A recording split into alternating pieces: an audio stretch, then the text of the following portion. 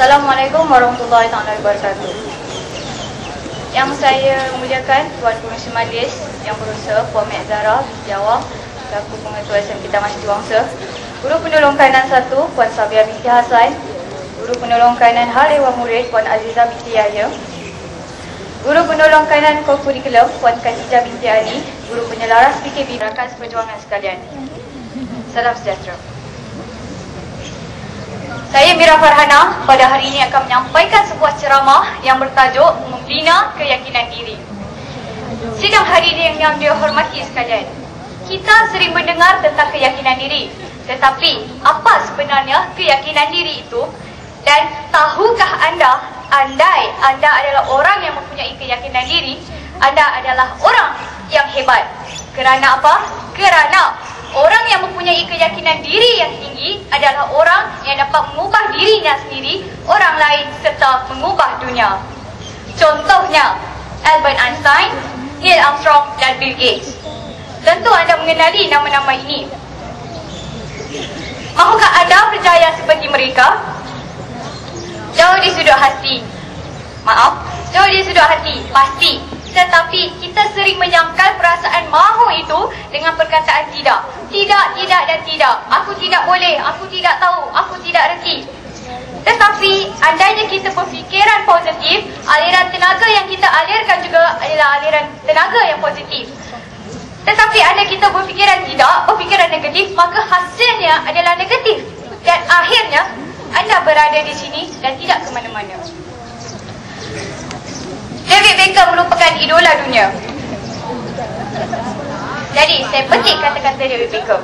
Nothing is impossible because baiklah, dia macam ni. Maksudnya, bagi David Beckham, tiada apa yang mustahil. Kerana kalau kita berfikiran semuanya mustahil, maka kita tak dapat apa. Dalam dunia ada dua jenis orang. Yang pertama, orang yang dilahirkan dengan bakat semula jadi tetapi malas dan akhirnya tak ke mana. Dan orang yang kedua, perasaan ingin mencapai cita-cita dan keyakinan diri yang tinggi, dan akhirnya orang yang tidak mempunyai bakat ini lebih berjaya daripada orang yang dikurniakan bakat sejak dari kecil. Jadi renungkan kata-kata itu. Bercakap tentang keyakinan diri, bagaimana caranya untuk membina keyakinan diri? Yang pertama, percaya pada diri sendiri. Seperti yang saya katakan tadi, lahirkan tenaga positif dan kata-kata yang positif. Aku boleh, aku boleh, aku boleh. Yang kedua, jangan kita berikan alasan. Katakan, aku bodoh, aku tak tahu, orang kata aku memang tak reti benda ni. Jadi andainya kita terus berada dalam kelompok yang sebegitu, maka kita tidak ke mana. Ada orang yang gagal sampai dia berusaha dan akhirnya dia berjaya. Ataupun saya bagi contoh. Contohnya adalah orang yang kurang upaya. Ada orang cacat penglihatan, ada orang tidak diberikan tangan atau kaki yang sempurna. Tetapi pada hari ini dia merupakan seorang senator dan juga salah seorang daripada mereka juga menjadi seorang atlet negara. Sedangkan mereka tidak sesempurna kita. Jadi kita yang berada di sini mahu ke mana? Sedangkan mereka telah mencipta nama hari ini. Yang ketiga, menerima kritikan orang lain. Dalam membina keyakinan diri, pasti akan banyak halangan dan banyak kritikan. Orang apabila kita katakan ya, pasti ada orang lain yang katakan tidak. Tetapi apabila kita menerima kritikan orang lain, tetapi kita menerima, tetapi pada masa yang sama kita percaya dengan apa yang kita mahukan. Jadi tolak ke tepi kritikan itu dan jadilah seperti Tun Dr. Mahathir Mohamad.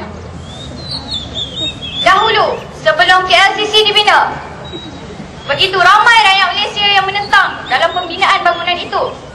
Tetapi Dr. Mahathir yang begitu yakin dengan dirinya, dia tahu apa yang dilakukan, dia ingin membangunkan Malaysia dan mencapai cita-cita. Akhirnya dia menolak kritikan itu. Dan hari ini Malaysia memiliki bangunan antara bangunan yang tertinggi di dunia. Bukan satu para pelajar, bukan dengan satu bangunan, tetapi Malaysia bangun dengan dua bangunan tertinggi di dunia berserta dengan jambatan Skybridge yang begitu famous antara arkitek-arkitek negara.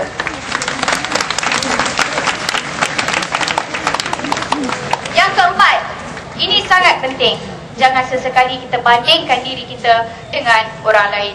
Jangan kita katakan, mereka pelajar aliran sains tulis, maka masa depan mereka lebih cerah. Aku daripada pelajar aliran sastra, aku daripada pelajaran aliran ekam, aku tidak ke mana. Jangan sekali-kali kita berkata kepada diri kita seperti itu. Kita haruslah berfikiran positif, bina keyakinan diri, katakan bahawa siapa pun aku pasti jadi orang yang terbaik. Kerana kalau anda katakan pelajar aliran sastra tidak ke mana, anda adalah orang yang berfikiran cetek. Kerana cuba anda fikirkan kembali, kalau anda katakan, lihatlah A. Samad Said. Hari ini dia seorang yang ternama, padahal dia seorang yang berdarah seni. Begitu berjiwa sastra, melahirkan sajak-sajaknya yang puitis, menulis novel-novel yang begitu menyentuh hati, menyedarkan diri, padahal dengan hanya bersastra. Itu bagi aliran sastra. Bagi sains tulis, kita jangan rasakan bahawa sesuatu itu sukar. Dan juga untuk pelajar lain, jangan sesekali kita mudah menyerah kalah. Kerana Albert Einstein, orang yang begitu pandai, dan malah dia adalah orang terpandai di dunia, kerana dialah satu-satunya manusia yang menggunakan 10% otaknya. Apakah lagi kita? Hanya berapa peratus? Orang yang paling pandai di dunia adalah orang yang menggunakan 10% daripada otaknya. Tapi itu bukanlah persoalan sekarang. Albert Einstein, kita tahu dia pandai, terkenal dengan kepandaiannya. Jadi contohnya, dia mencari tentang zat atom, yang mana kita gunakan mungkin hari untuk bom. Tetapi sebenarnya Albert Einstein walaupun pandai, tak ada maknanya dia buat eksperimen sekali terus jadi bom. Tak ada. Albert Einstein, orang melakukan eksperimen demi eksperimen sehingga beribu-ribu kali, dan akhirnya dia berjaya kerana dia yakin. Dan juga orang-orang lain terlibat dengan angkasa atau angkasawan seperti Dr. Syekh Muzaffar Syukur. Sedangkan langit itu begitu jauh dari bumi, tetapi manusia telah pergi melebihi daripada bumi. Kita melepasi langit itu. Kerana apa? Kerana kita percaya dan yakin pada diri. Lagi satu contoh. Setelah kita sedia maklum bahawa besi dan keluli berat, mempunyai tarikan graviti yang tinggi, kalau kita baling memang jatuh. Tetapi manusia buktikan, besi juga boleh berada di langit. Bagaimana dia boleh berada di atas? Tu, kapal terbang, MAS lah, AirAsia. Bagaimana besi itu boleh terbang? Kerana orang Jerman dahulu percaya bahawa terbang itu bukanlah satu angan-angan atau impian yang tidak ke mana. Mereka percaya pada diri sendiri, kerana kalau kita mahukan sesuatu, akhirnya kita pasti akan dapat. Dan hari ini manusia mampu terbang dengan ciptaan mereka sendiri.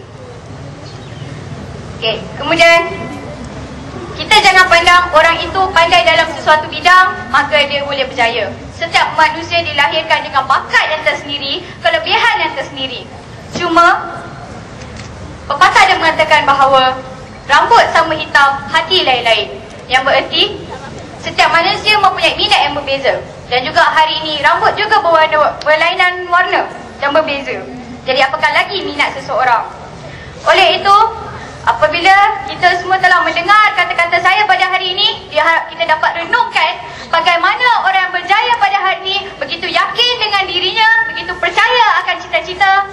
Maka tidak mustahil pelajar setiawangsa yang berada di depan saya hari ini mungkin bakal menggantikan Dr. Mahathir Mohamad, mungkin bakal menggantikan Syekh Muzaffar Syukur, ataupun mungkin bakal menggantikan Albert Einstein dan Neil Armstrong dan seterusnya. Oleh itu, ingin juga saya ingatkan, apabila kita telah menjadi orang yang berjaya, yang pertama, jangan kita lupa diri. Berpijak di bumi nyata, ingat kembali dari mana asal kita. Yang kedua, andai kita menjadi orang yang berjaya, jangan kita cepat berpuas hati. Teruskan menuntut ilmu, kerana ilmu itu tidak pernah kering. Ibarat air laut yang tidak pernah akan kering, ibarat butir-butir pasir yang begitu banyak di dataran pantai atau di darat. Jadi, dan lagi satu, sentiasa jadi yang terbaik. Kalau anda mahu jadikan seseorang, katakanlah saya mahu jadi seorang pelajar jadilah seorang pelajar yang baik. Anda saya mahu menjadi barisan guru, jadilah guru yang baik.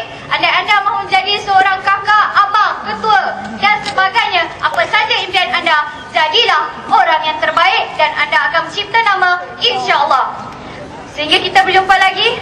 Wabillahi taufiq wal hidayah. Wassalamualaikum warahmatullahi wabarakatuh.